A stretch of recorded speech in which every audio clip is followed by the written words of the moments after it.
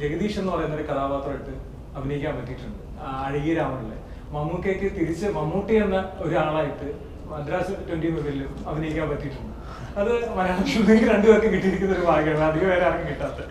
ഈ അങ്ങനെ ഒരു കഥാപാത്രം ചെയ്യുന്ന സമയത്ത് ഇപ്പൊ ജഗദീഷ് എന്ന് പറയുന്ന ഒരാളായിട്ടാണ് നമുക്ക് നമ്മൾ ആ കഥാപാത്രം നിൽക്കുന്നത്. ജഗദീഷിന്റെ ആക്ടറായിട്ട് തന്നെ അതെ, ആക്ടറായിട്ട് തന്നെ.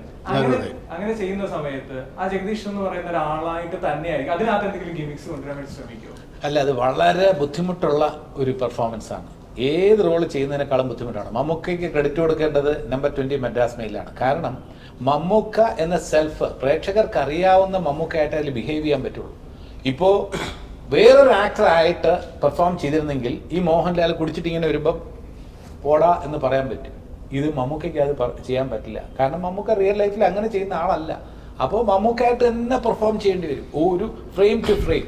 അതേപോലെ തന്നെ ഇവിടെ ജഗദീഷ് എന്ന് പറയുന്ന ഒരു കഥാപാത്രമായിട്ട് നിൽക്കുമ്പോൾ ഈ കഥാപാത്രത്തിനോട് കയർക്കുമ്പോൾ പോലും ഞാൻ ഏത് രീതിയിൽ റിയാക്ട് ചെയ്യുമോ ആ രീതിയിലാണ് റിയാക്ട് ചെയ്യുന്നതായിട്ടാണ് ശ്രീനിവാസൻ എഴുതി വെച്ചിരിക്കുന്നത്.